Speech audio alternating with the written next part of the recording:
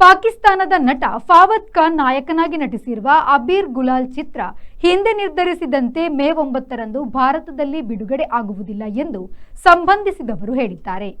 Vivek B Agarwal ನಿರ್ಮಿಸಿ ಆರ್ತಿ S ಬಗ್ಡಿ ನಿರ್ದೇಶಿಸಿರುವ Abir gulal Hollywood ಚಿತ್ರವಾಗಿದೆ. ವಾಣಿ ಕಪೂರ್ ನಾಯಕಿಯಾಗಿರುವ ಇದು ಬಾಲಿವುಡ್ ಚಿತ್ರವಾಗಿದ್ದು ನಾಯಕನಾಗಿ ಪಾಕಿಸ್ತಾನದ ನಟ ಫಾವದ್ ಖಾನ್ ಇದ್ದಾರೆ. ಮೇ 9ರಂದು ಲೋಕದೆಲ್ಲೆಡೆ ಬಿಡುಗಡೆಗೆ ಚಿತ್ರ ಸಿದ್ಧವಾಗಿತ್ತು. ಪಹಲ್ಗಾಂವ್ ಕಗ್ಗೊಲೆಯ ಕಾರಣಕ್ಕೆ ಚಿತ್ರಕ್ಕೆ ವಿರೋಧ ವ್ಯಕ್ತವಾಗಿದೆ. ಆ ಕಾರಣಕ್ಕೆ ಈಗ ಭಾರತದ ಹೊರತಾಗಿ ಬೇರೆಲ್ಲ ಕಡೆ ಯೋಜಿಸಿದಂತೆಯೇ ಚಿತ್ರ ಬಿಡುಗಡೆ ಮಾಡಲು ನಿರ್ಧರಿಸಿರುವುದಾಗಿ ತಿಳಿದುಬಂದಿದೆ.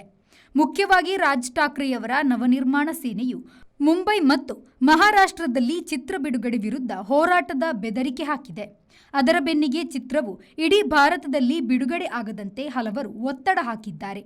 ಕೆಲವು ಚಿತ್ರಮಂದಿರಗಳು ಚಿತ್ರ ಪ್ರದರ್ಶನಕ್ಕೆ ಒಪ್ಪಿದೆ. ಆದರೆ ಹಲವು ಸಂಘಟನೆಗಳು ಚಿತ್ರ ಪ್ರದರ್ಶನ ಕೂಡದು ಎಂದು ಬೆದರಿಕೆ ಹಾಕಿದೆ. ಪರಿಸ್ಥಿತಿ ಪರಿಶೀಲಿಸಲಾಗುತ್ತಿದೆ ಎಂದು ಭಾರತದ ಮಾಹಿತಿ ಮತ್ತು ಪ್ರಸಾರ ಖಾತೆಯ ಸಚಿವಾಲಯವು ತಿಳಿಸಿದೆ.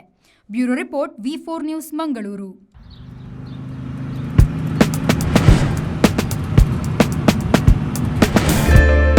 Park with ease at Ajanta Business Center with security access and convenience at your fingertips. Step into a welcoming lobby where a warm smile greets you and your clients. With top-tier amenities, Ajanta set the stage for our success, leading us to Ashoka Business Center as a next upgrade. Invest in workspaces managed by Vertex. Invest smart. Invest in Mangaluru.